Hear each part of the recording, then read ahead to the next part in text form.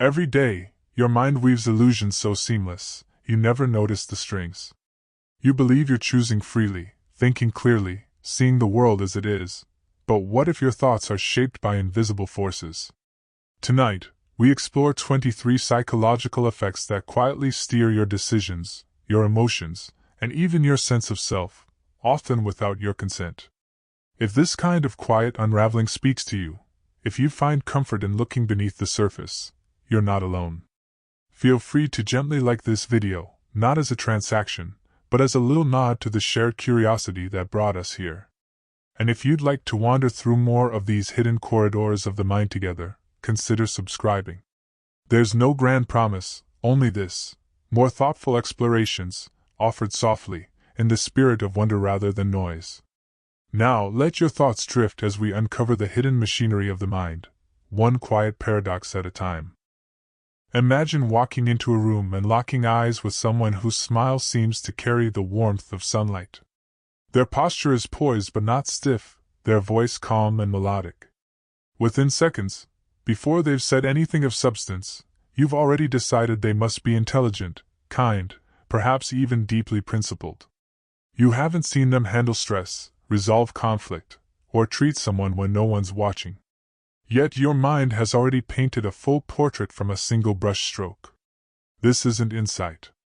It's an illusion, one so seamless, so automatic, that it passes for truth. This phenomenon is known as the halo effect, a term coined in 1920 by psychologist Edward Thorndike after he observed military officers consistently rating subordinates as universally competent based on just one standout quality, like physical appearance or assertiveness. Thorndike noticed that excellence in one domain bled into judgments of unrelated traits, as though a luminous halo surrounded the individual, softening every perceived flaw and amplifying every assumed virtue. The same mechanism works in reverse. A single negative trait, a stutter, a scar, a moment of awkwardness, can cast a shadow over someone's entire character, a distortion sometimes called the horn effect. We encounter this illusion daily without realizing it. In job interviews, candidates who are tall or conventionally attractive are routinely rated as more capable, even when their qualifications are identical to others. Teachers unconsciously grade students with neat handwriting more favorably, assuming their ideas must be clearer too. On social media, a curated photo, a mountain summit, a thoughtful quote over a moody backdrop, can convince thousands that the poster possesses wisdom, authenticity, or moral depth, when in truth, they've merely mastered aesthetic signaling. The halo effect doesn't require deception, it thrives on minimal information and maximal inference. What makes this so mind-bending is not just its prevalence, but its quiet tyranny over perception. We like to believe we're fair, discerning judges of character. Yet here we are, letting a voice, a smile, a well-tailored jacket, or even the tone of an email rewrite our entire understanding of another human being. This shortcut evolved for efficiency. Our ancestors couldn't afford to deeply assess every stranger, but in the complexity of modern life, it becomes a liability. It blinds us to nuance, rewards surface over substance, and allows charisma to masquerade as integrity. Worse still, it can trap us in cycles of misplaced trust or unwarranted dismissal, all while feeling like clarity. And the illusion doesn't just shape how we see others, it distorts how we see ourselves.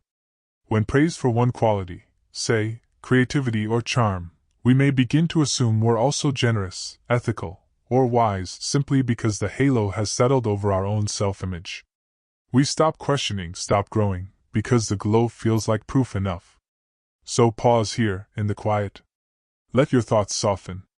Think of someone you admire, a friend, a public figure, even a memory of a stranger who left an impression.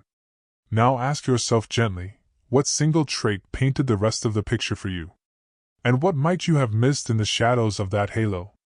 But what if the greatest deceptions aren't coming from the outside world at all? What if your mind, in its quest for coherence, begins to turn against itself, torn between beliefs it cannot reconcile, yet refuses to release? That inner conflict has a name too, and it begins where certainty ends.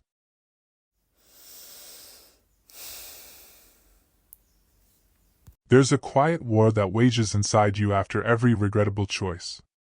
You knew, somewhere deep down, that it wasn't right. The harsh words you spoke, the habit you couldn't quit, the promise you broke to yourself. Yet instead of facing the discomfort of that contradiction, something strange happens. Your mind begins to rearrange the facts. You tell yourself it wasn't that bad, that you had no choice, that anyone would have done the same. Slowly, the memory softens, the guilt fades, and what was once a mistake becomes a necessary act of survival. This isn't denial in the crude sense. It's something more subtle, more insidious, your psyche's desperate attempt to preserve its own integrity. This inner tension has a name, cognitive dissonance, and it arises whenever two thoughts, beliefs, or actions clash in a way that threatens your self-concept. Imagine believing deeply in environmental responsibility while driving a gas-guzzling SUV. Or preaching honesty while hiding a small lie from someone you love. The dissonance isn't just guilt, it's a psychic itch, a low hum of unease that demands resolution. And because changing behavior is hard, often harder than changing a story, your mind takes the easier path. It alters your perception. You start to believe your SUV is essential for safety, or that your lie was an act of kindness. The truth hasn't changed, but your relationship to it has. Psychologist Leon Festinger first illuminated this phenomenon in the 1950s through a now-classic experiment. Participants were asked to perform a mind-numbingly dull task, turning pegs in a board for an hour, then paid either $1 or $20 to tell the next participant that the task was actually enjoyable. Later, when asked their honest opinion, those paid only $1 rated the task as significantly more interesting than those paid $20. Why? Because the underpaid group experienced intense dissonance. I lied for almost nothing. Why would I do that unless it was actually true? To soothe the discomfort, they rewrote their internal narrative. The well-paid group faced no such crisis. They had a clear, external justification: money. Their minds remained at ease. What makes cognitive dissonance so profound, and so unsettling, is that it reveals a fundamental truth about human nature. We are not truth-seeking creatures first. We are coherence-seeking ones. We would rather live inside a consistent lie than an uncomfortable truth. This drive shapes everything, from political polarization, where facts are discarded to protect group identity, to personal relationships, where we excuse toxic behavior because leaving would mean admitting we were wrong to stay. It's why quitting a cult is harder than joining one, and why apologizing feels like losing a piece of yourself. In a world that praises rationality, we rarely acknowledge how much of our thinking is post-rationalization, stories we tell after the fact to make our impulses seem like choices, our mistakes seem like wisdom. Dissonance doesn't just distort memory, it constructs identity. And once a belief becomes entangled with who we think we are, letting go of it feels like self-annihilation. So take a slow, deep breath.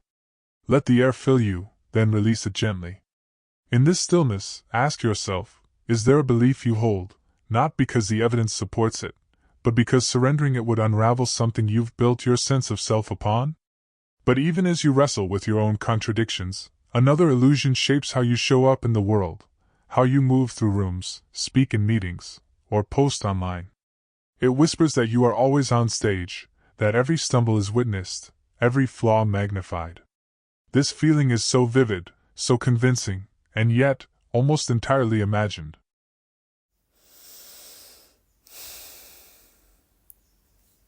You walk into a quiet cafe, and just as you reach the counter, your foot catches on nothing, sending a slight wobble through your body. It lasts less than a second, no fall, no spill, but your face flushes instantly. In your mind, every person in the room has just witnessed your stumble, filed it away as evidence of your clumsiness, maybe even shared a silent laugh. Or perhaps it's the coffee stain blooming across your shirt from this morning's hurried sip, visible only to you, yet you're certain it screams, sloppy, to everyone you pass. That offhand comment you made days ago now replays in your head, twisted into something cringe-worthy, and you're convinced your friend is still thinking about it, judging you in the quiet spaces between texts. This feeling, that all eyes are on you, that your every flaw is spotlighted, is so visceral, so real, that it shapes how you move through the world. You hold back opinions in meetings, rehearse casual greetings, avoid certain outfits, all in service of avoiding imagined scrutiny. But here's the quiet truth: almost no one is paying attention. Not the way you imagine. The world isn't watching you, it's too busy watching itself. Psychologists Thomas Gilovich and Kenneth Savitsky gave this illusion a name: the spotlight effect. In a now famous experiment, they asked college students to wear an embarrassing t-shirt, one emblazoned with a large, unflattering photo of Barry Manilow, and then walk into a room full of peers.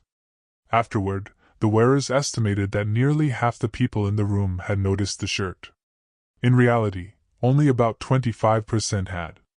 Even more telling, when the researchers reversed the scenario and asked observers how much they noticed others' clothing or behavior, most admitted they were too preoccupied with their own appearance and anxieties to pay much attention at all. The spotlight effect isn't just about fashion faux pas or minor stumbles. It extends to our emotions, our choices, our very presence. We assume our nervousness is obvious during a presentation, that our grief is written across our face in a supermarket aisle, that our joy is too loud in a quiet room. But the mind magnifies its own experience, projecting it outward as if it were universally visible. This isn't vanity, it's a kind of cognitive solipsism, a natural byproduct of living inside a single, unshakable perspective, your own. What makes this illusion so powerful, and so quietly exhausting, is how it fuels cycles of anxiety and self-censorship. You hold back your authentic self not because the world demands perfection, but because you believe it's watching for failure. And in doing so, you miss the freedom that comes from realizing how little weight your small stumbles carry in the grand, distracted flow of human life. Yet beneath the anxiety lies something more tender, a longing to matter. The spotlight effect reveals a paradox. We fear being seen too clearly, yet ache to be truly seen at all. We assume centrality because we crave connection. But the truth is more comforting than terrifying. Everyone is wrapped in their own invisible spotlight, too absorbed in their inner monologue to judge yours. You are not the lead actor in anyone else's story. And that, strangely, is a kind of liberation. So let your shoulders drop. Unclench your jaw. Take a slow breath and feel the tension dissolve. No one noticed the stain. No one replayed your words. You are far less observed, and far more free, than you've been led to believe. But if you're not being watched as closely as you fear, you might also not be as skilled as you believe, especially in areas where your knowledge is most limited. Confidence, it turns out, often blooms brightest in the soil of ignorance.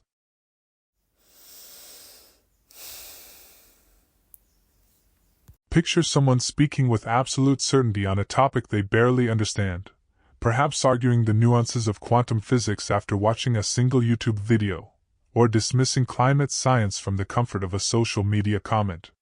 Their voice carries no trace of doubt, only the polished sheen of conviction.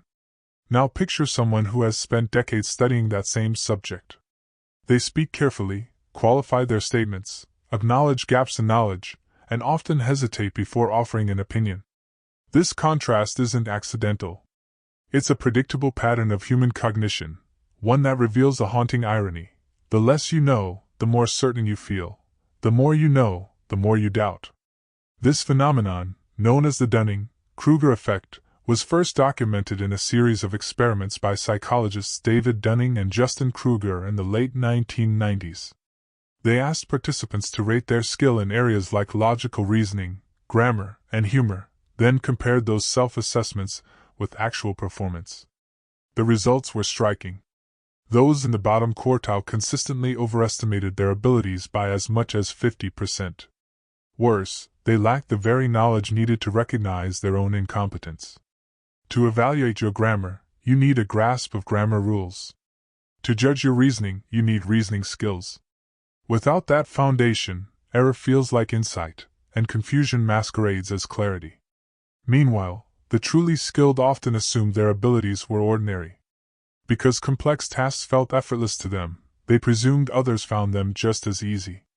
This curse of knowledge made them humble to a fault, unsure why others struggled with what seemed obvious. The result is a cognitive asymmetry. Ignorance is loud, confident, and unshakable. Expertise is quiet, tentative, and self-questioning. In today's world, where anyone can broadcast opinions to millions with a single tap, this effect has become more than a psychological curiosity. It's a societal force. Misinformation thrives not because people are malicious, but because they don't know what they don't know. They mistake the fluency of a persuasive speaker for truth, the simplicity of a slogan for wisdom, the speed of a take for depth. And because confidence is often interpreted as competence, the least qualified frequently rise to the loudest platforms, while those with genuine understanding speak softly, if at all. But the Dunning-Kruger effect isn't just about others. It's a mirror. Each of us carries blind spots, areas where our confidence outpaces our understanding.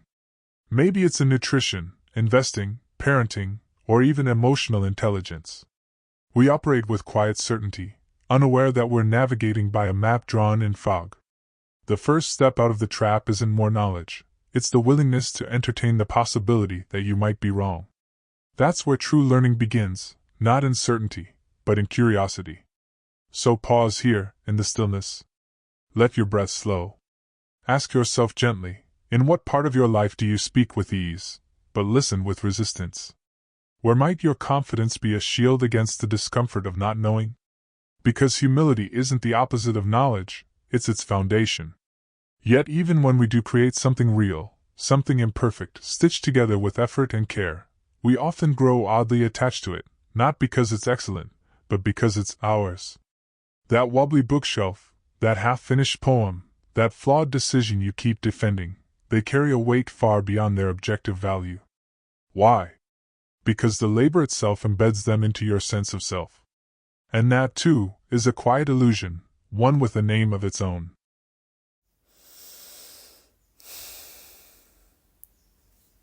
You stand back and survey your work. A bookshelf slightly askew, its shelves uneven, one door refusing to close properly. The instructions were cryptic, the screws too short, and halfway through, you nearly gave up. And yet, despite its flaws, despite the frustration it caused, you feel a quiet swell of pride when you look at it. You'd never buy this shelf in a store. But because you built it yourself, it feels special. Not because of how it looks, but because of what it cost you, your time, your patience, your stubborn refusal to quit. That's not just sentimentality. It's a deep, almost primal psychological bias, one that transforms effort into affection, and labor into love.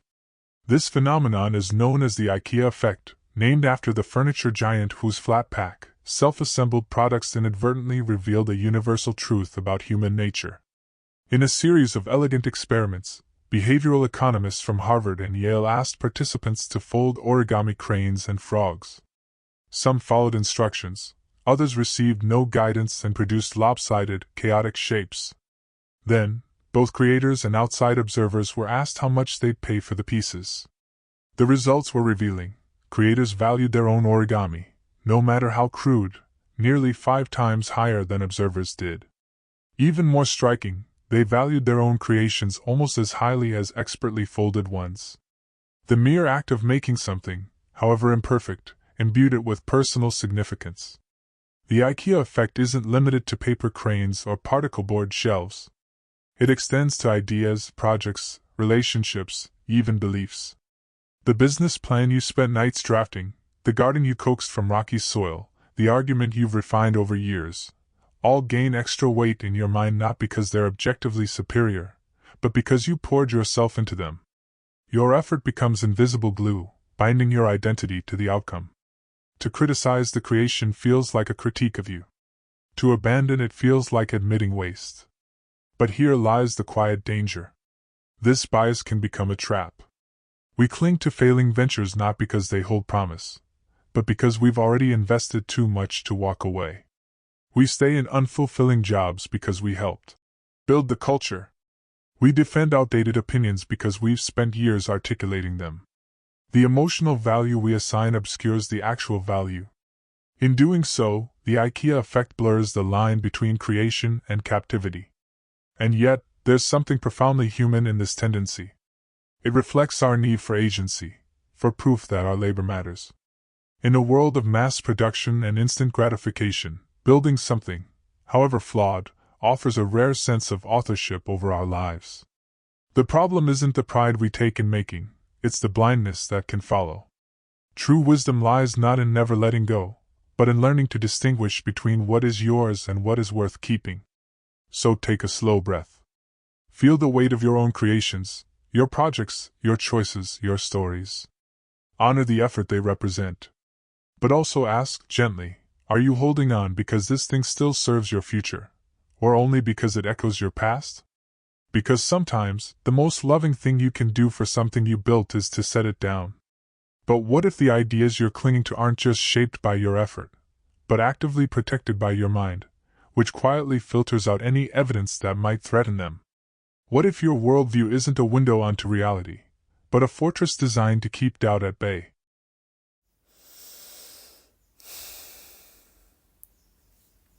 You scroll through your feed, and it feels like the world is finally making sense. Every article, every post, every headline aligns with what you already feel to be true. The opposing side? Their arguments seem not just misguided, but laughably irrational, so obviously flawed that you wonder how anyone could believe them. It's comforting, this sense of clarity. But this harmony isn't the result of balanced inquiry. It's the quiet work of a cognitive force that's been shaping your mind long before algorithms entered the picture. A force that doesn't argue with you, but simply ensures you never have to argue with yourself. This is confirmation bias, the invisible architect of your certainty. It's the tendency, both subtle and relentless, to notice, remember, and favor information that confirms your existing beliefs while quietly discarding or discrediting what contradicts them. If you believe a certain diet heals all ailments, you'll recall the friend who felt better after trying it, but forget the dozen others who saw no change. If you're convinced a particular leader is corrupt, every ambiguous action becomes proof of malice, while their genuine successes are dismissed as spin or luck. Even your memories bend to serve your narrative. Over time, events reshape themselves to fit the story you've already accepted as true. And it's not just laypeople who fall prey. Scientists, journalists, judges, anyone with a stake in being right, can succumb. A researcher invested in a theory may interpret ambiguous data as support, while overlooking cleaner evidence that undermines it. A lawyer may see only the facts that favor their client. This isn't dishonesty. It's humanity. The brain, wired for efficiency and emotional safety, treats contradictory information like a threat, not to the idea, but to the self.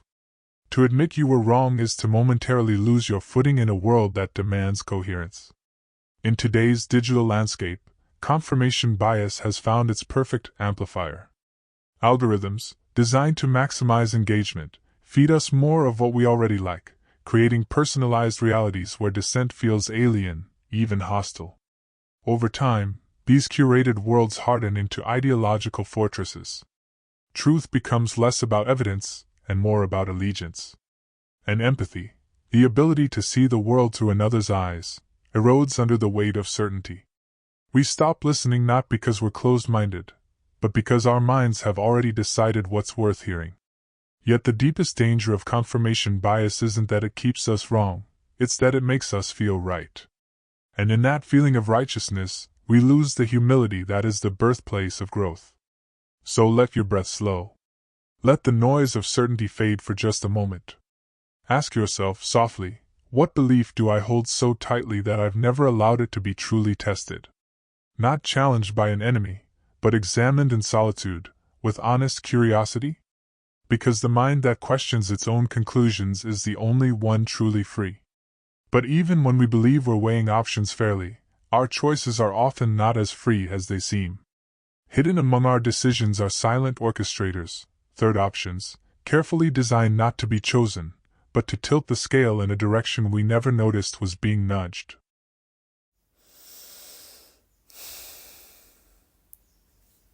Imagine you're planning a getaway.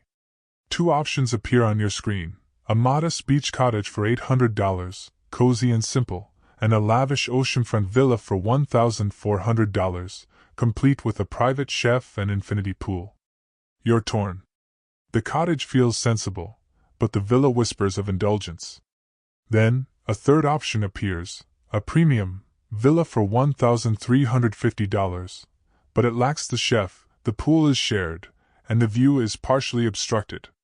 It's clearly worse than the original villa, yet somehow, its presence changes everything. Suddenly, the $1,400 villa seems not just luxurious, but reasonable, even prudent. You click book with a sense of triumph, convinced you've made a savvy choice. But here's the quiet truth: you weren't really choosing between three options. You were being gently, expertly steered toward one. This is the decoy effect, sometimes called asymmetric dominance, a subtle but powerful nudge embedded in the architecture of decision-making. It works by introducing a third choice that is intentionally inferior to one option but comparable to another, making the superior option shine by contrast. The decoy itself is never meant to be selected, it exists only to alter perception. In a classic example, a magazine once offered a digital subscription for $59, a print subscription for $125, and a print and digital bundle, also for $125. The print-only option was the decoy. No one chose it, but its presence made the bundle look like an obvious steal, dramatically increasing its selection rate. Remove the decoy, and the bundle loses its shine. We encounter this illusion far beyond price tags. On dating apps, profiles are often displayed in ways that make one stand out not by inherent appeal, but by proximity to a less compatible match. Streaming services list plans so that the mid-tier appears just right, compared to a stripped-down basic option and an overpriced premium one. Even political ballots can be structured to make a candidate seem more moderate by placing them beside an extreme alternative. The decoy doesn't argue or persuade. It simply rearranges the mental landscape so that one path feels illuminated while others recede into shadow. What makes this so unsettling isn't just its ubiquity, it's what it reveals about the illusion of free will.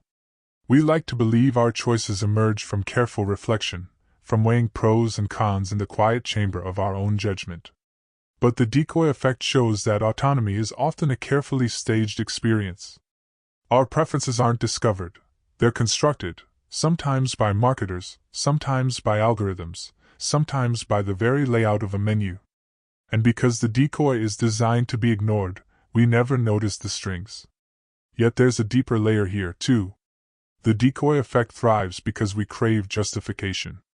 Faced with uncertainty, we latch on to any signal that makes a decision feel rational. The decoy provides that signal, not by adding value, but by creating contrast. It turns a subjective desire into an objective best deal. In doing so, it soothes the anxiety of choice by making us feel clever, even as we're being led. So let your thoughts soften now. Let the illusion of pure choice dissolve like mist.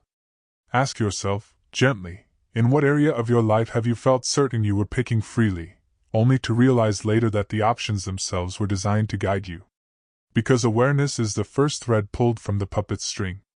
But once a choice is made, once you've committed, especially when something is lost in the process, you'll carry that weight with a gravity no gain could ever balance. The pain of loss lingers long after the thrill of winning fades, and this asymmetry shapes far more of your life than you might imagine.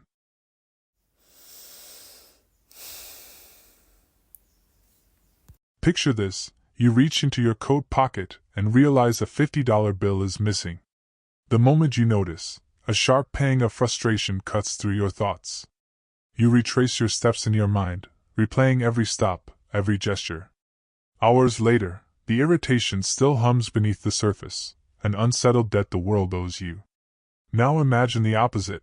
You glance down on the sidewalk and spot that same $50 bill, crisp and unexpected. A bright flicker of delight lifts your mood. But by lunchtime, the joy has already faded into the background hum of your day. The loss carved a lasting groove in your mind. The gain barely made a ripple. This imbalance isn't a quirk of personality. It's a fundamental feature of human psychology. Known as loss aversion, it was first rigorously documented by Nobel laureates Daniel Kahneman and Amos Tversky in their groundbreaking work on behavioral economics. What they found was striking. The emotional impact of losing something is roughly twice as intense as the pleasure of gaining something of equal value. In other words, to offset the pain of losing $100, you need to gain about $200 just to feel neutral. This asymmetry shapes decisions large and small, often without our awareness. Why are we wired this way? Evolution holds the answer. For our ancestors, survival depended less on seizing opportunities than on avoiding threats. Losing your shelter to a storm, your food to a thief, or your place in the tribe could mean death. Gaining an extra piece of fruit or a slightly warmer fire? Helpful, perhaps, but rarely life or death. Over millennia, the brain learned to prioritize the avoidance of loss above all else. That ancient alarm system still echoes in us today, even when the stakes are no longer existential. And so, we stay in jobs that drain us because leaving feels like losing security. We hold on to investments that are sinking, hoping they'll rebound, rather than accept the finality of a sale. We remain in relationships that no longer nourish us, not out of love, but out of fear, the fear of solitude, of wasted time, of starting over. Loss aversion doesn't just influence choices, it fossilizes them. It turns the status quo into a fortress, not because it's good, but because change feels like surrender. Paradoxically, this same mechanism also gives depth to our most cherished experiences. The reason grief can feel like physical pain, the reason we clutch old letters or keep worn-out sweaters, is rooted in this same aversion. We don't just miss what we've lost, we feel its absence as an active wound. That intensity is the shadow side of love, of attachment, of meaning. But here's the quiet cost. Loss aversion keeps us anchored in safe mediocrity. It makes us weigh risks with trembling hands while overlooking the quiet courage of possibility.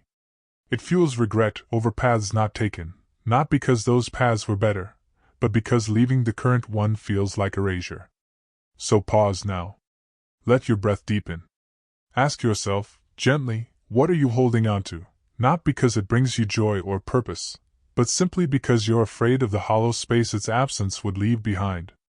Because sometimes, the bravest act isn't to gain something new, but to release what no longer serves you, and trust that the ache of loss will, in time, make room for something quieter, truer, and more your own. But there are moments, rare, luminous, when this weight lifts entirely. When the fear of loss, the noise of self, the very passage of time dissolves into pure presence. In those moments, you're not choosing, not clinging, not fearing. You're simply flowing.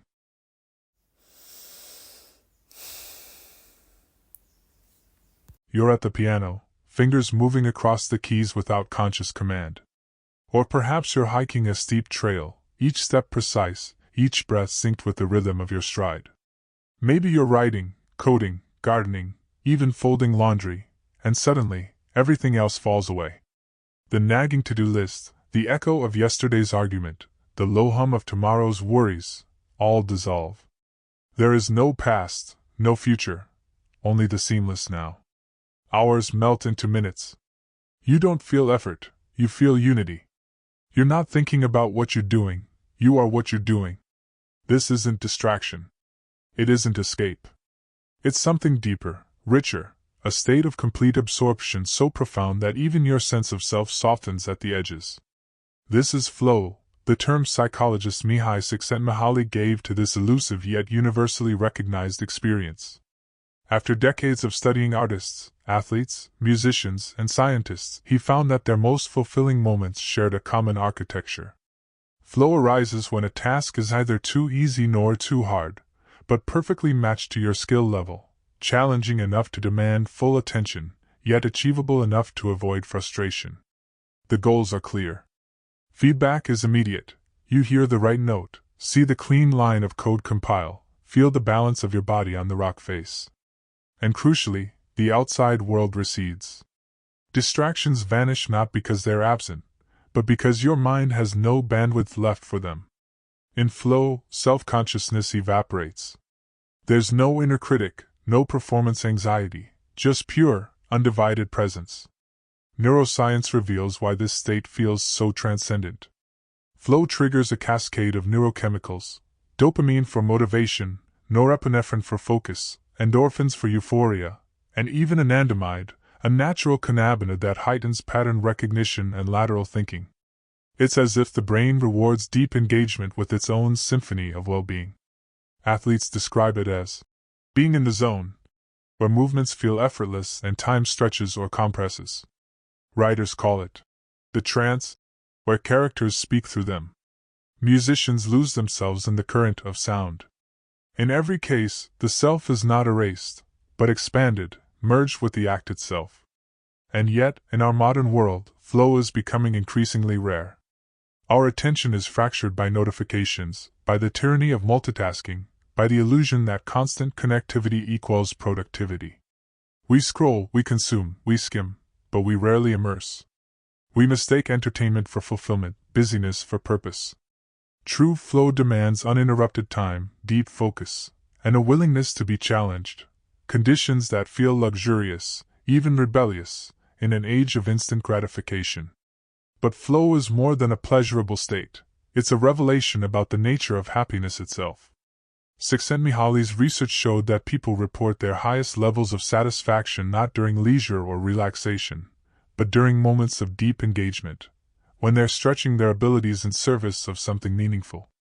Happiness, it turns out, isn't something you find waiting on a beach. It's something you build, note by note, line by line, step by step. So let your breath slow. Let the noise of the world fade for just a moment. Ask yourself, gently, when was the last time you lost yourself so completely in an activity that you forgot to check the time? Not because you were avoiding life, but because you were fully living it? Because in that forgetting, you may have found the truest version of yourself. And sometimes, the journey into that state doesn't begin with mastery, but with a quiet spark of belief, someone else's faith in you that becomes the first thread of your own confidence.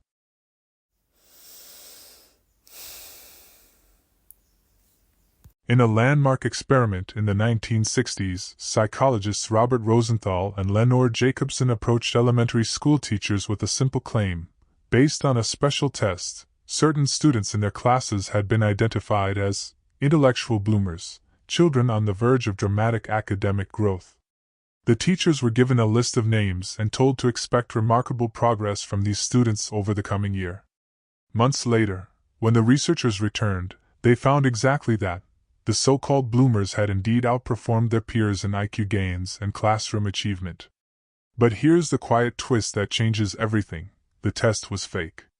The names were chosen at random. There was no special insight, no hidden talent detected. The only difference was the belief planted in the minds of the teachers. And that belief, invisible and unintentional, had rewritten reality. This is the Pygmalion effect, the phenomenon by which higher expectations lead to an increase in performance. Named after the Greek myth in which a sculptor falls in love with a statue he carved, so deeply that it comes to life, the effect reveals a profound truth about human potential. It is not fixed, but fluid, shaped by the unseen currents of how we are seen. When someone believes you are capable, intelligent, or destined for more, they treat you differently, not with grand gestures, but with subtle, unconscious cues. They make more eye contact. They wait a fraction longer for you to answer.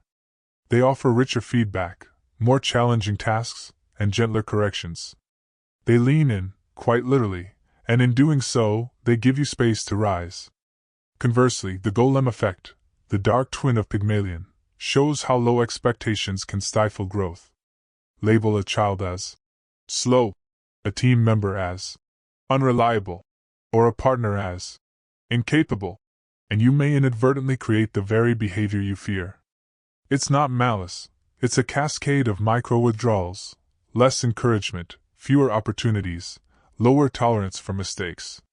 Over time, these accumulate into a self-fulfilling prophecy, not because the person lacked ability, but because they were never given the oxygen to develop it.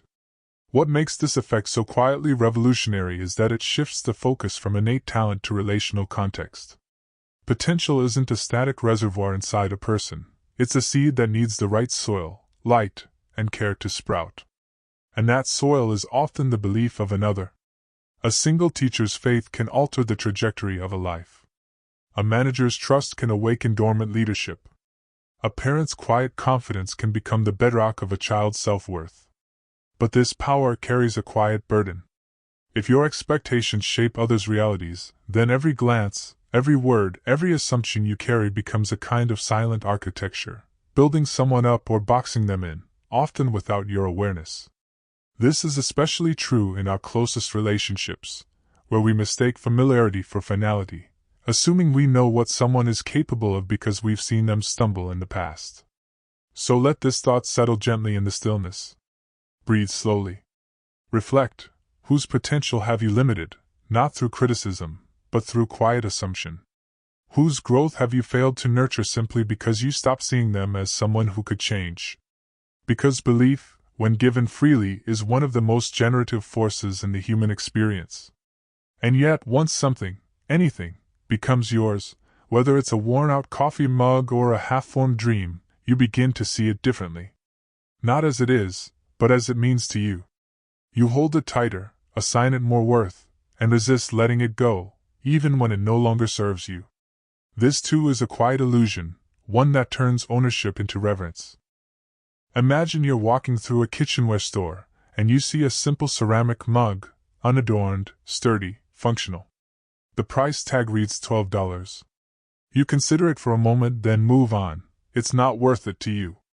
Now imagine that same mug appears on your desk the next morning, a gift from a colleague. It's identical in every way, same weight, same glaze, same quiet simplicity. Yet within hours something shifts. When a friend admires it and offers you $15 to take it off your hands, you hesitate. Even $20 feels too low. You wouldn't have paid more than $12 to acquire it, but now that it's yours, you'd demand $25 to part with it. Nothing about the mug has changed, only your relationship to it.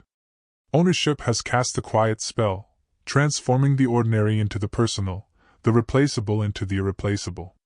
This is the endowment bias, a subtle but pervasive tendency to assign greater value to things simply because they belong to us. First documented by economist Richard Thaler, this effect has been replicated in countless studies. People given a coffee mug, a pen, even a lottery ticket, consistently place a higher price on it once it's in their possession than they would have been willing to pay to obtain it. The discrepancy isn't small, it's often double. And it's not confined to objects. We overvalue our time, our ideas, our opinions, even our seats in a theater or our place in a line. The moment something becomes ours, it ceases to be judged by its objective utility and begins to carry emotional weight. Why does this happen? Because ownership is never just transactional, it's narrative.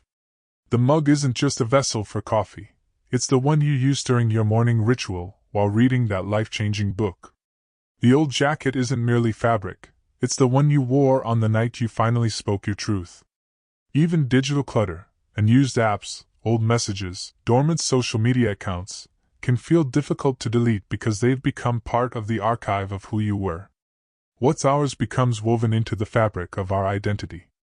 To let go isn't just to lose an object, it's to excise a fragment of our story. This bias has profound consequences beyond cluttered closets or inflated resale prices. It makes breakups agonizing not only because of lost affection, but because shared routines, inside jokes, and future plans have become part of your self-concept. It explains why entrepreneurs cling to failing ventures long after the data says to pivot, because the business isn't just a company, it's an extension of their vision, their sweat, their name. And it's why writers struggle to cut even the weakest sentences from their drafts. Each word feels sacred, not for its merit, but for its origin.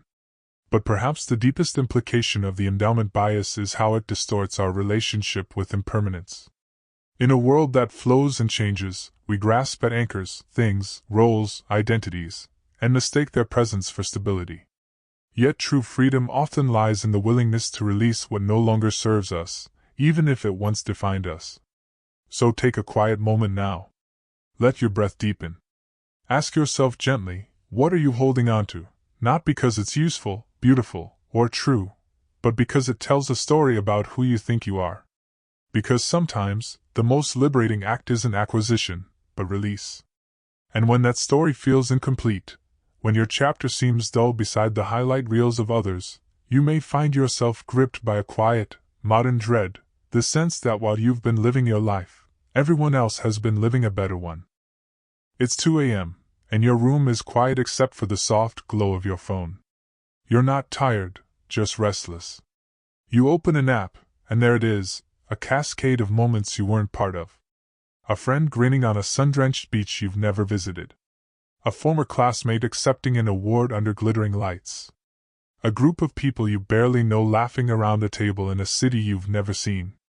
Your thumb scrolls, but your chest tightens. It's not jealousy, not exactly.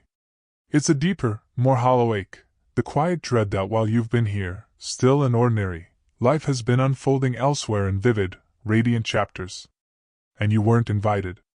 Or worse, you were, but you chose the stillness, and now it feels like a mistake. This is fear of missing out, FOMO, a modern ache born of infinite connection and curated perfection. At its core, FOMO is not really about the events or achievements themselves, but about belonging. It's the ancient human fear of exclusion, dressed in digital clothing. Our ancestors needed the tribe to survive. Being left behind meant danger, even death. Today, that same neural alarm rings when we see a post tagged #squat, without us, or a milestone celebrated in our absence. But social media magnifies this instinct into a distortion. We're not just comparing our behind the scenes to someone else's highlight reel. We're comparing it to hundreds of them, all at once, all perfected through filters, angles, and careful omission. The result isn't inspiration, it's a quiet erosion of contentment. FOMO thrives on scarcity thinking, the belief that joy, success, and connection are finite resources. If someone else is thriving, it must mean there's less available for you. If they're traveling, loving, creating, then your quiet Tuesday evening feels like falling behind in a race you never agreed to run. This mindset turns ordinary life, rest, routine, reflection, into evidence of stagnation. You begin to chase experiences not for their intrinsic value, but as proof that you, too, are living correctly. You say yes when you mean no. You document instead of experiencing. You show up, but you're not really there. What makes FOMO so insidious is that it doesn't just rob you of peace, it robs you of presence. You sit with a loved one, but your mind drifts to a party you didn't attend. You walk through autumn leaves, but your thoughts are on a tropical beach in someone else's photo. You become a spectator in your own life, always watching from the edges, wondering if the real thing is happening somewhere else. And the cruel irony? The very people you envy are likely scrolling through their own feeds, feeling the same gnawing sense that they're missing out on something just beyond reach. But here's a quieter truth: a life worth living isn't measured in visibility, but in depth. The moments that shape us, the quiet conversations, the internal breakthroughs, the slow unfolding of self, are rarely photogenic. They don't trend. They don't get likes. But they are real. And they are yours. So breathe out slowly now. Let the screen go dark. Feel the weight of your own breath, the solidity of your own presence.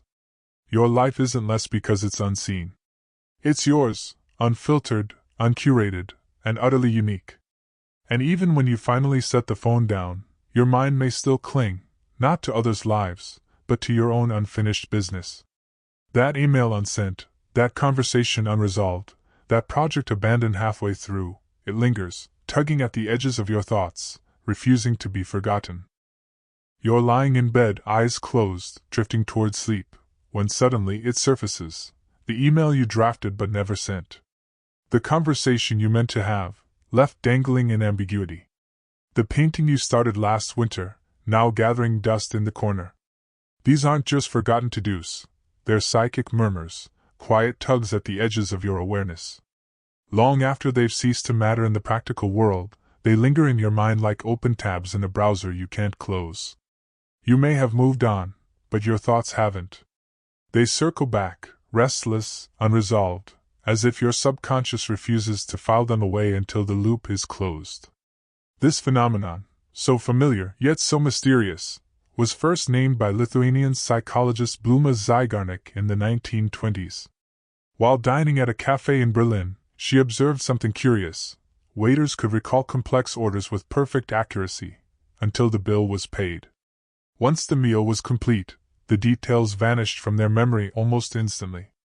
Intrigued, Zeigarnik conducted a series of experiments where participants were asked to complete puzzles, arithmetic problems, or crafts, some of which were deliberately interrupted.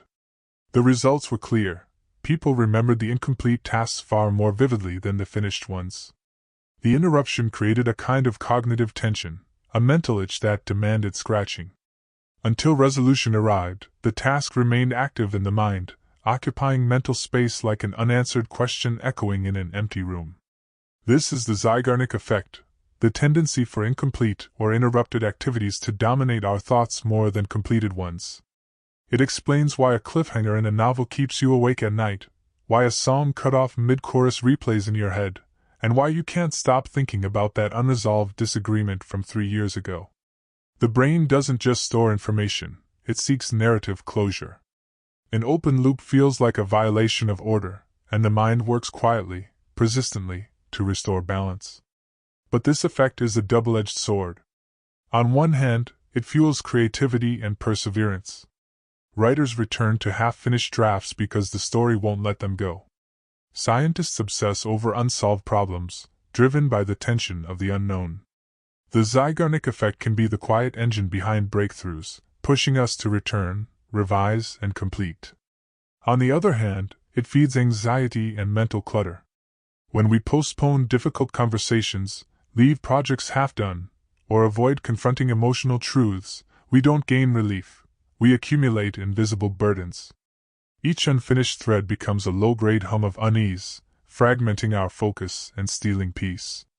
Modern life, with its endless stream of notifications, multitasking, and partial engagements, has turned this effect into a chronic condition. How many browser tabs do you have open right now? How many messages left on read? Each one is a tiny open loop, whispering for attention, multiplying the cognitive load even when you're not actively thinking about them. So pause gently now. Let your breath slow. In the stillness, ask yourself, is there an open loop in your life, not a grand failure, but a small, persistent thing left unresolved, that keeps tugging at your thoughts? Not because it's urgent, but because your mind won't let it rest until you give it a proper ending? Because sometimes, the smallest act of completion, a sent email, a spoken apology, a single brushstroke, can bring a quiet kind of peace that no distraction can offer. But even when an experience is finally closed, when the story reaches its end, your memory doesn't preserve it in its entirety. Instead, it distills it down to just 2 moments, 2 fragments that come to define everything that came before. Imagine 2 patients undergoing the same colonoscopy. Both endure identical pain for the first 10 minutes. Then, for patient A, the procedure ends abruptly. For patient B, the doctor continues for an extra 3 minutes, but with significantly less discomfort, a gentle tapering of sensation. Logically, patient B experienced more total pain. Yet when asked later to rate the overall experience, patient B consistently described it as less unpleasant than patient A did. Why? Because memory doesn't tally pain like an accountant. It listens to the most intense moment, the peak, and the final note, the end, and composes a story from just those 2 fragments. The middle, no matter how long or how consistent, fades into silence.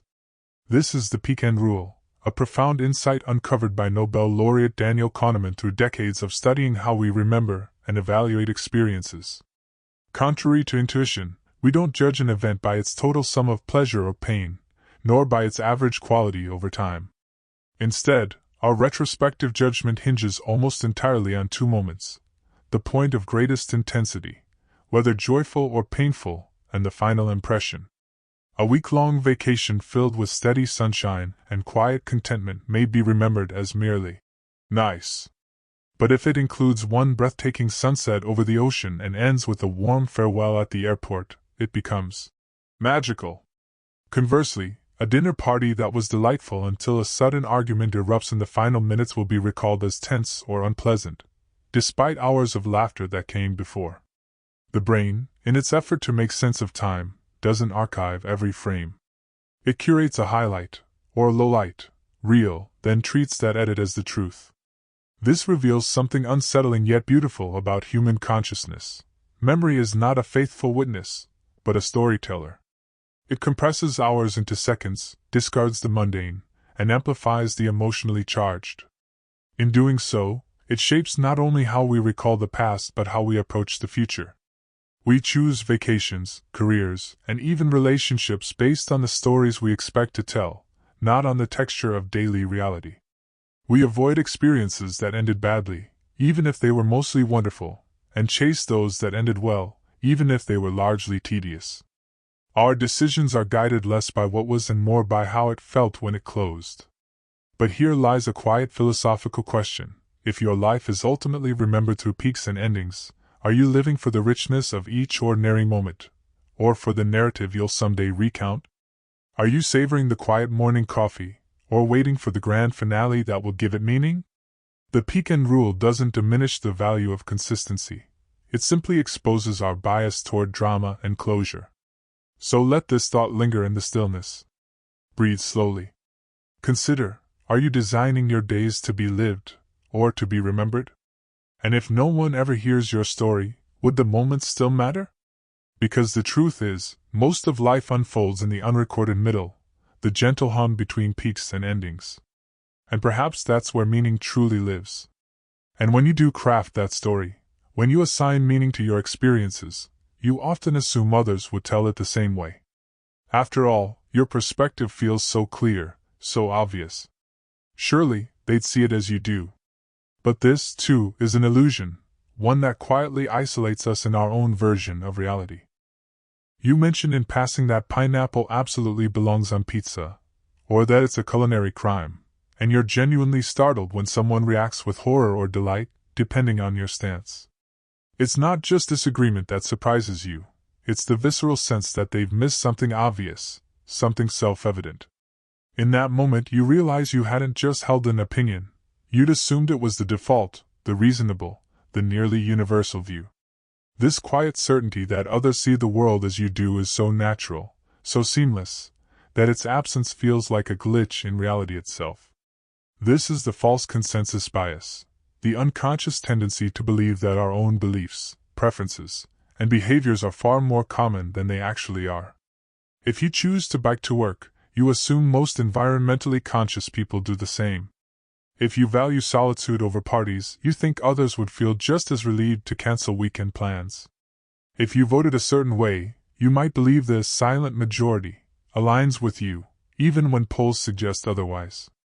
The bias isn't arrogance in the loud sense. It's a subtle, almost reflexive projection, a cognitive echo chamber built not by algorithms, but by the simple fact that we live inside our own minds. We use ourselves as the baseline for normalcy, and from that center, the world appears to orbit in agreement. This effect is amplified by the company we keep. We gravitate toward friends, communities, and media that reflect our values, creating a feedback loop that reinforces the illusion of consensus. Over time, dissenting views don't just seem different, they seem alien, irrational, even morally suspect. When you believe your perspective is shared by all reasonable people, anyone who disagrees must be unreasonable, misinformed, or worse.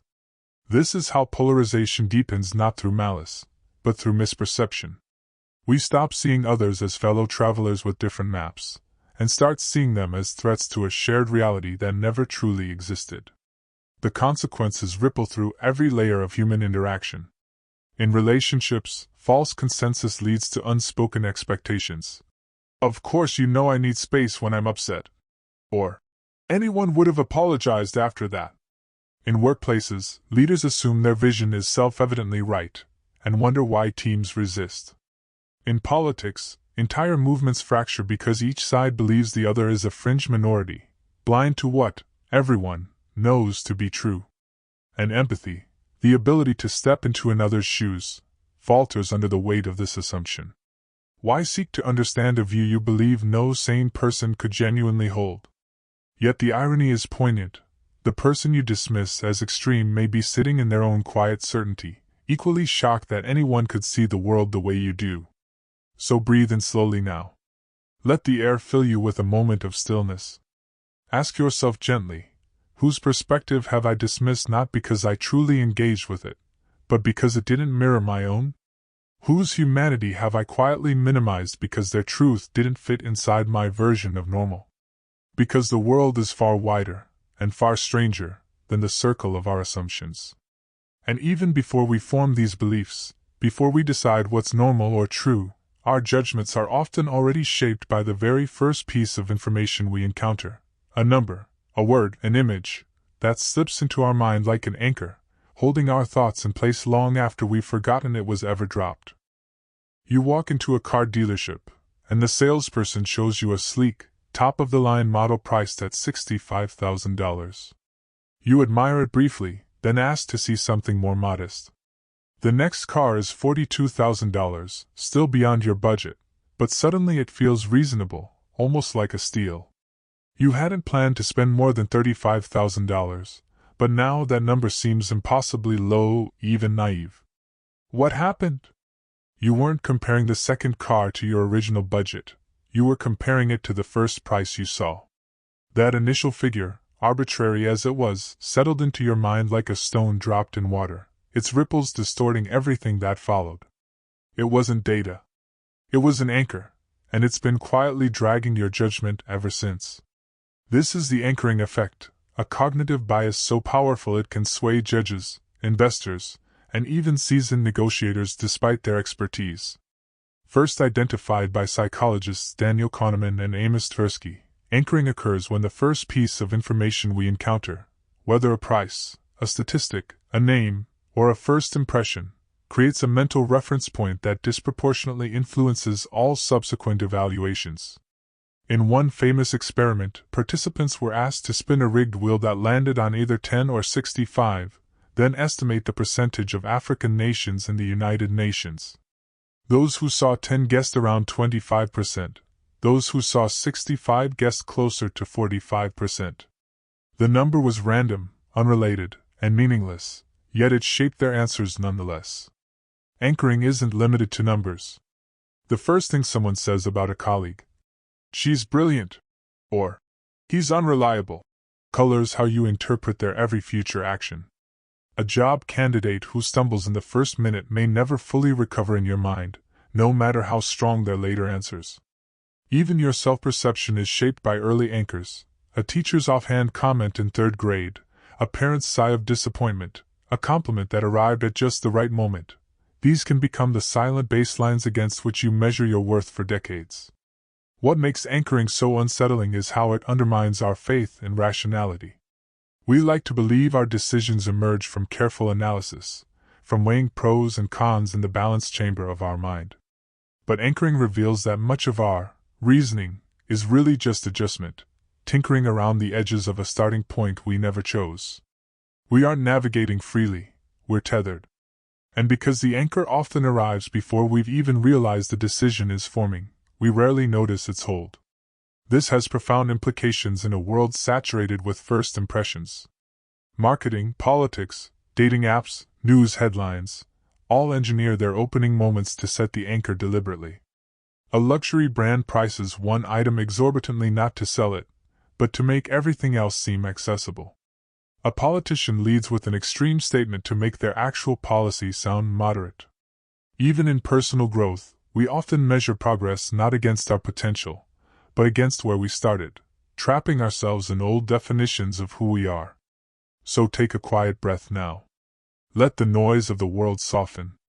Ask yourself gently, what anchor, set long ago by someone else's words, a chance number, or a fleeting moment, has quietly defined your sense of what's possible for you?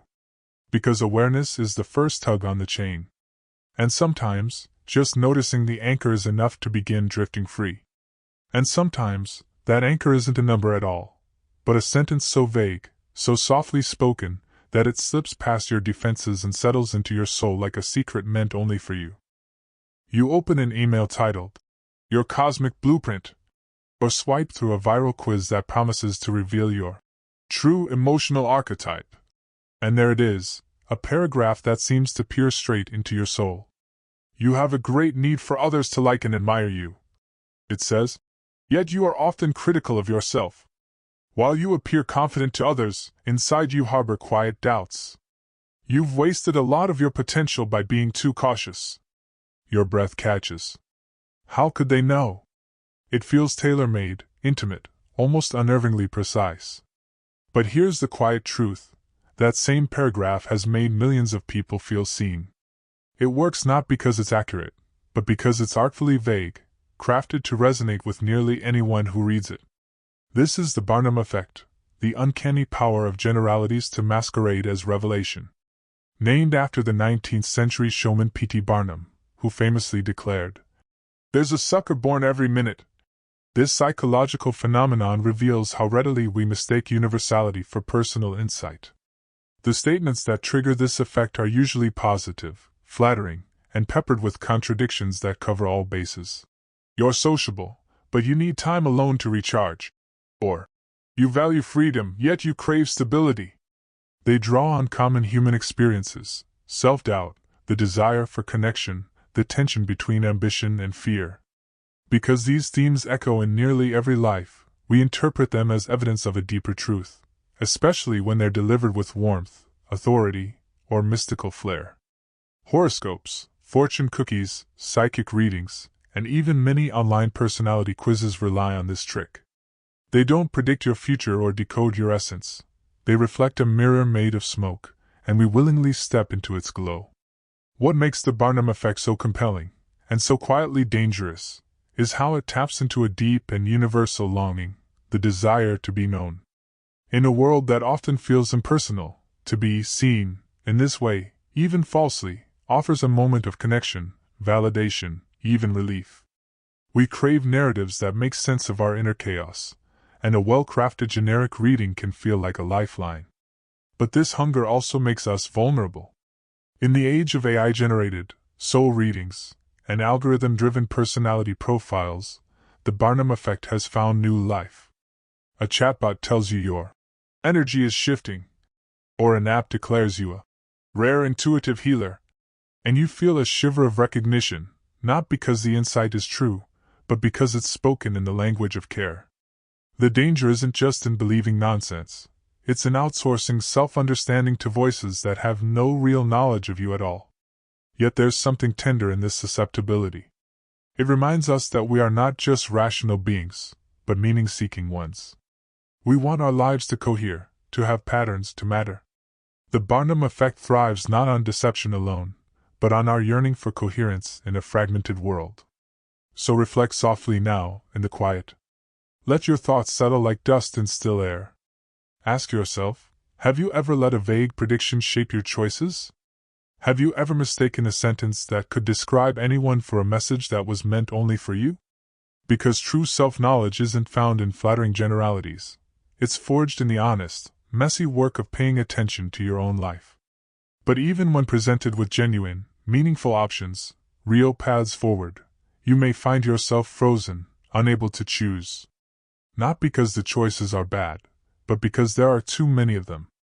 And in that abundance, freedom begins to feel like a cage.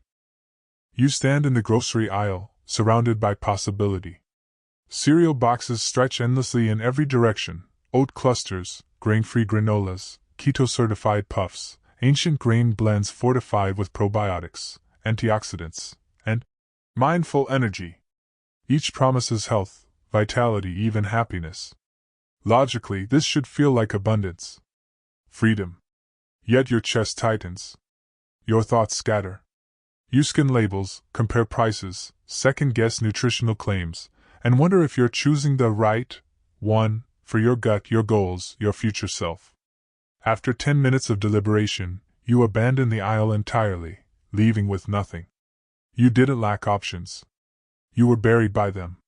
What was meant to empower you left you exhausted, uncertain, and oddly empty. This is the paradox of choice, a quiet contradiction at the heart of modern life. Psychologist Barry Schwartz spent years studying how decision-making has shifted in an age of overwhelming abundance, and his conclusion was both simple and unsettling. More choice does not lead to more happiness. In fact, it often leads to less. While a few meaningful options can feel liberating, an excess breeds anxiety, paralysis, and chronic dissatisfaction. When faced with dozens of near-identical alternatives, we don't feel grateful, we feel pressured. We raise our expectations, believing that with so many options, we must find the perfect one. And when reality inevitably falls short, because no serial, job, partner, or vacation can be flawless, we don't blame the product. We blame ourselves. I must have chosen wrong, we think, ignoring the fact that perfection was never on the shelf to begin with. Compounding this is the gnawing weight of opportunity cost, the awareness that every choice is also a rejection. To pick one path is to close dozens of others. In a world of infinite scrolling, unlimited streaming, and endless lifestyle models, this awareness becomes a constant hum of doubt. What if the other one was better? Did I miss something? Even after deciding, we're haunted by the ghosts of the options we left behind. This doesn't just apply to cereal. It shapes career decisions, relationships, where we live, how we spend our time. We delay commitments, chase what-ifs, and mistake restlessness for revelation, all because we've been taught that freedom means never settling, when sometimes, freedom means finally choosing. Perhaps most poignantly, the paradox of choice reveals how deeply we've conflated abundance with well-being. We assume that more options equal more control, more autonomy, more joy. But true peace often lies not in endless possibility, but in thoughtful limitation. The artisan who works with one material, the writer who embraces the daily routine, the friend who shows up consistently without seeking greener pastures, these are not lives of scarcity, but of focus. Constraints, when chosen with intention, become the walls that hold meaning in place. So let your thoughts slow now. Let the noise of "what else?" fade into the background. Ask yourself gently, where in your life has abundance become a burden? Where would fewer choices, not as a loss, but as a gift, bring you more calm, more presence, more peace? Because sometimes, the most liberating thing isn't another option, but the courage to close the menu and savor what's already on your plate. And yet, amid all this deliberation, connection can be forged not through grand decisions, but through the smallest of gestures, one so subtle, it rewires your heart without you even noticing. In the 1700s, Benjamin Franklin found himself at odds with a political rival, a man who spoke ill of him in the Pennsylvania legislature and seemed determined to block his every effort. Rather than retaliate or plead for goodwill, Franklin took a quieter, more cunning path. He learned the man owned a rare book and sent a polite note asking to borrow it. The rival, surprised but flattered, agreed. Franklin returned the book a week later with a warm note of gratitude.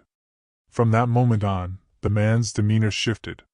He began greeting Franklin with warmth, offering support in debates, and eventually became a lifelong friend.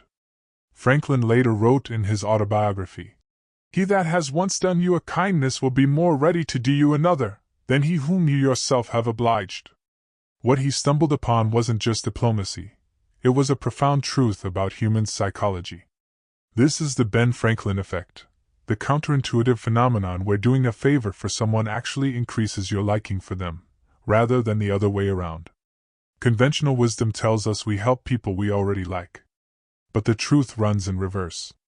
When you perform a kindness, even a small one, for someone you feel neutral toward or even dislike, your mind experiences a subtle tension. Why would you go out of your way for someone you don't care about? To resolve this dissonance, your brain quietly rewrites the narrative. I must like them, why else would I have helped? It's not manipulation in the conscious sense, it's your psyche striving for internal consistency. Your actions demand a story, and your attitude shifts to match. This effect has been confirmed in countless experiments. In one study, participants who were asked to do a small favor for a researcher later rated that researcher as more likable than those who hadn't helped. In another, people who lent money to a stranger reported feeling more positively toward that person afterward, even when the loan was tiny. The favor doesn't need to be grand, it just needs to exist. The act itself becomes a seed, and your mind waters it with goodwill to justify the effort. What makes this so powerful, and so quietly revolutionary, is that it reveals a deeper truth about human connection. We are not changed primarily by what we believe, but by what we do. Attitudes follow behavior, not the other way around. Want to soften a strained relationship? Ask for a small favor, a recommendation, a moment of advice, help reaching something on a high shelf. The request signals trust, and the act of helping plants a seed of affinity in the other person's mind. But caution is warranted too. This same mechanism can be weaponized. Charismatic leaders, con artists, and even algorithms can exploit it by engineering small asks to manufacture loyalty. Generosity, in this light, can be a bridge, or a baited hook. Yet at its heart, the Ben Franklin effect is a testament to the transformative power of humble action. It suggests that we don't need to wait for warmth to act kindly. Kindness itself can kindle warmth. And perhaps that's the gentlest invitation of all, to reach out, not because you already like someone, but because you might. So breathe gently now. Let your thoughts soften. Consider, is there someone in your life, someone you've kept at a distance, judged, or misunderstood, whom you might begin to see differently, simply by offering or asking for a small act of connection? Because sometimes the shortest path to the heart isn't through words, but through a borrowed book, a shared task, a moment of mutual humanity. But as comforting as it is to believe we can shape our relationships through small choices, how much of our lives do we truly steer? You press the crosswalk button, blow on dice before rolling, choose your lucky numbers, rituals that make you feel in control. But what if the wheel you think you're turning is already spinning on its own? You're standing in an empty hallway, waiting for the elevator. You press the button once, then again, and again, as if repetition could speed up its descent. Later, you sit at a cafe table with friends, about to roll a die in a board game, and you blow on it softly, whispering a silent wish. On Saturday night, you fill out your lottery ticket not with quick picks, but with your numbers, birthdays, anniversaries, the score from a long-forgotten game, imbuing them with meaning, as though your choice could tilt fate in your favor. None of these actions alter the outcome in the slightest. The elevator runs on a timer. The die obeys physics. The lottery is pure chance. Yet each ritual delivers a quiet, potent feeling, the sense that you are not merely subject to the world, but in some small way, shaping it. And that feeling is so deeply comforting, so woven into your sense of self, that you'll cling to it, even when reason tells you it's an illusion. This is the illusion of control, the persistent, often unconscious belief that we wield influence over situations that are, in truth, governed by randomness, complexity, or forces beyond our reach. First documented by psychologist Ellen Langer in the 1970s, this bias reveals how readily we mistake correlation for causation, and effort for efficacy. In one telling experiment, participants who were allowed to choose their own lottery numbers were willing to pay significantly more for their tickets than those given random numbers, even though the odds of winning were identical. The mere act of selection created a phantom sense of agency. The illusion grows even stronger when outcomes involve a mix of skill and chance, like investing, sports, or even parenting, where partial control blurs the line between influence and fantasy. What makes this bias so pervasive is its emotional utility. In a world marked by uncertainty, chaos, and vulnerability, the illusion of control acts as a psychological buffer. It soothes the anxiety of powerlessness by offering the narrative that we are authors, not just actors, in our lives. But this comfort comes at a cost. It fuels overconfidence in financial markets, where traders believe their intuition can beat randomness. It leads people to blame themselves for illnesses they couldn't prevent, or to believe that sheer willpower alone can mend a broken relationship.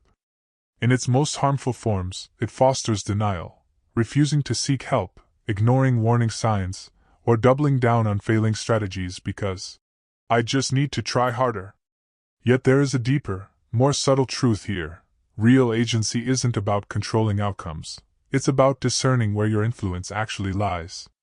The Stoics spoke of focusing only on what is up to us, our choices, our responses, our attention, while accepting the rest with grace.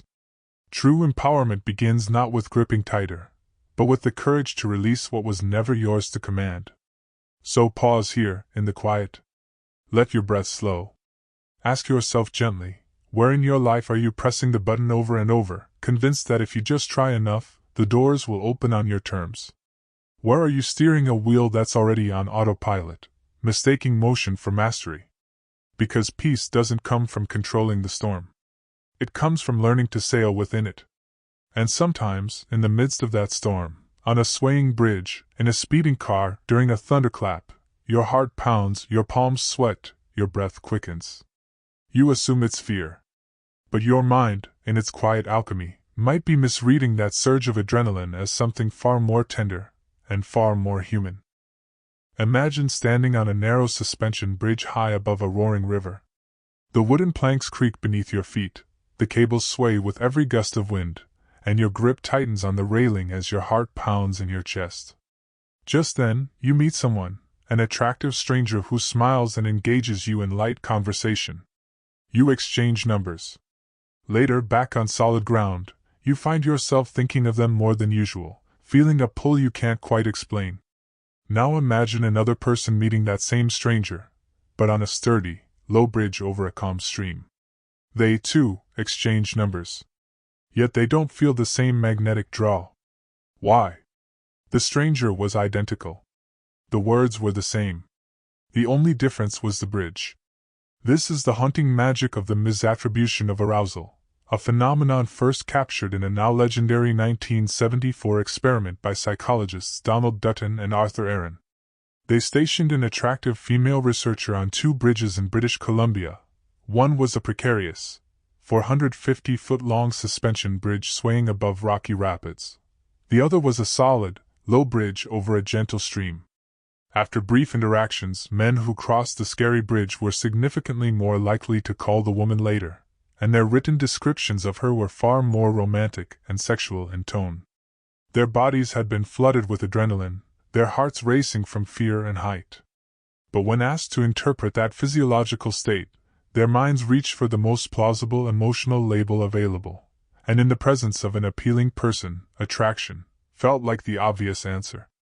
This reveals a quiet truth about the nature of emotion. Feelings are not direct messages from the soul, but interpretations of bodily signals filtered through context. Your heart races, your palms sweat, your breath quickens, but that same physiological cocktail can be labeled as fear, excitement, anger, or desire, depending on what your brain believes is happening. There is no pure emotion, only stories we tell ourselves about what our bodies are doing. A roller coaster ride, a horror movie, a vigorous run, each can leave you flushed and breathless, and if someone captivating is nearby in that moment, your mind may weave those sensations into the beginnings of infatuation.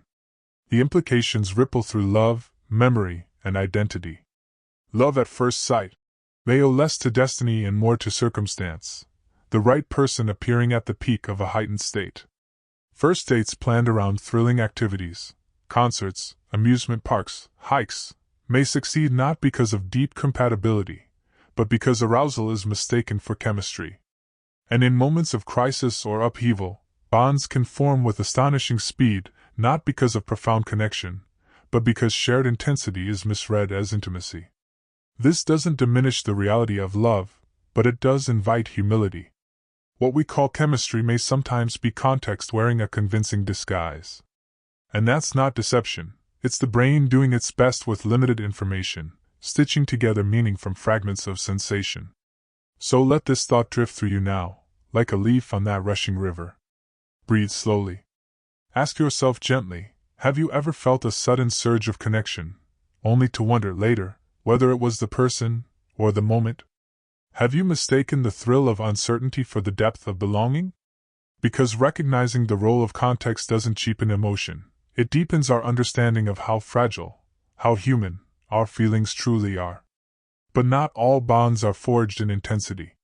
Some grow quietly, without fanfare, simply through the steady presence of repetition. The unfamiliar becomes familiar. The strange becomes safe. And over time, mere exposure can make even the most neutral thing feel like home. There's a song you used to dislike, maybe it played too often on the radio, its melody grating, its lyrics trite. But over time, without any conscious shift, something changed. Now, when it comes on, you feel a quiet sense of comfort. The notes feel familiar, almost nostalgic, as if they've wrapped themselves around old memories you didn't know you were keeping. Or perhaps it's a face you once found unremarkable, the neighbor you passed in the hallway, the cashier at the corner store, whose features now seem subtly kinder, more attractive, simply because you've seen them again and again. This isn't a change in the song or the person. It's a change in you, or rather, in your brain's quiet calculus of safety and preference. This phenomenon is known as the mere exposure effect, first rigorously demonstrated by psychologist Robert Zeigarnik in the 1960s. In a series of elegant experiments, Zeigarnik showed participants unfamiliar stimuli, nonsense words like kadurga, abstract geometric shapes, even Chinese characters, and found that the more frequently they were exposed to them, the more they liked them. Remarkably, this worked even when the exposures happened too quickly for conscious recognition. The participants didn't remember seeing the shapes before, yet they still rated the repeated ones as more pleasant. The effect held across cultures, ages, and sensory domains: sounds, images, scents, even ideas. Familiarity, it turned out, was its own reward. Why would the mind work this way? Evolution offers an answer. For our ancestors, the unknown was often dangerous. A rustle in unfamiliar grass could mean a predator. A strange berry could be poison. Those who gravitated toward the known, toward familiar paths, faces, and patterns, were more likely to survive. Over millennia, the brain learned to equate repetition with safety. What we see often is, statistically, less likely to harm us.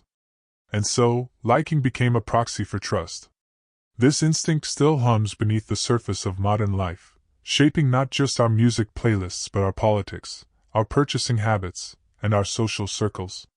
We return to the same brands not because they're objectively better, but because their logos feel like old friends. We vote for familiar names. We feel uneasy around accents, customs, or ideas that haven't had time to settle in our minds. But this bias carries a quiet cost. It makes change feel threatening, even when it's necessary or beneficial.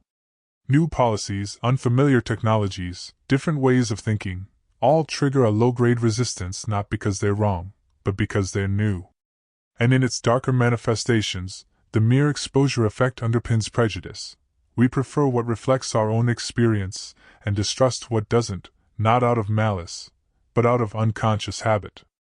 The unfamiliar becomes synonymous with other, and other becomes synonymous with risky. Yet there's also tenderness in this mechanism.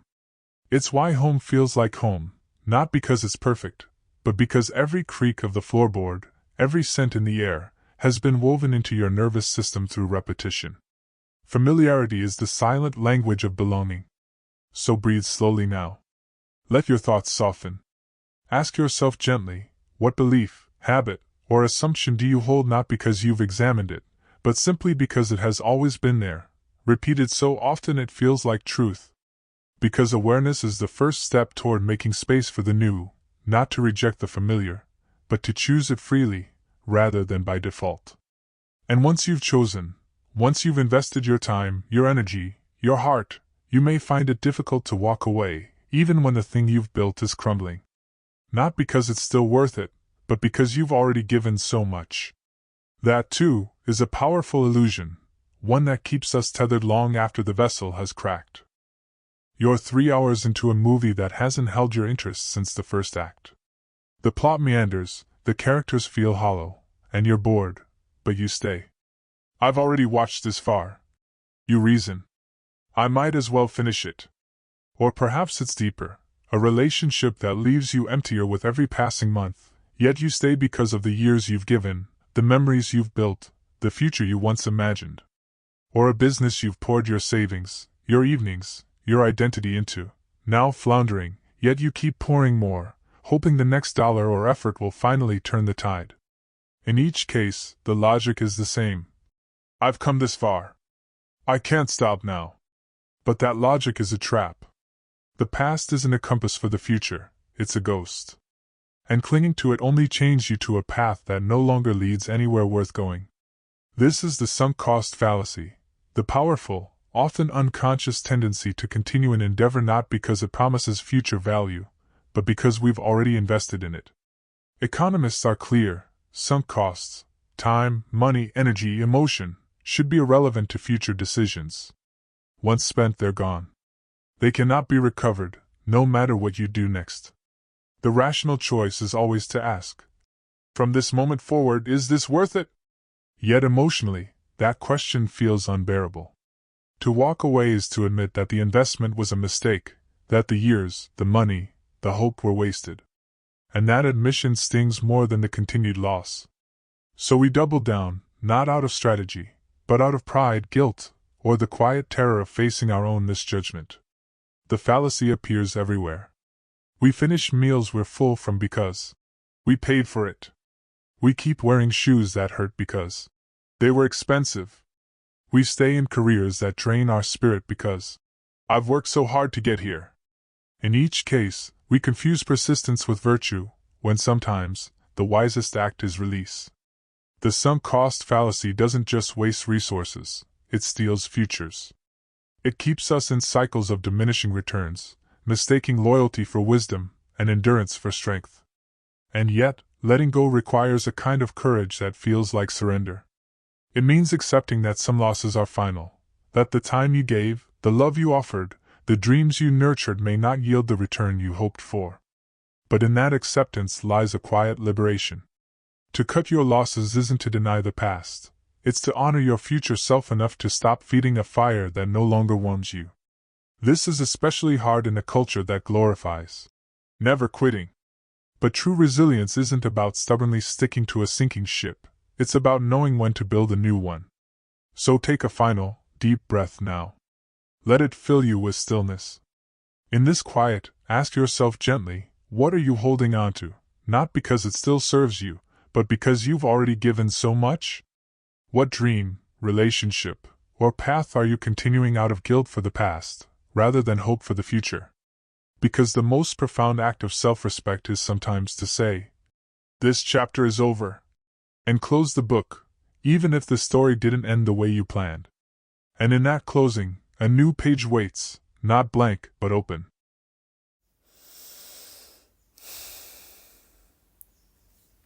"23 Illusions. 23 Quiet Puppeteers." You've walked through the corridors of your own mind, and seen the strings. But knowing them is the first step to loosening their hold. Let these thoughts settle like dust in still air. And as you drift toward sleep, remember, even the mind that deceives you is still yours to understand.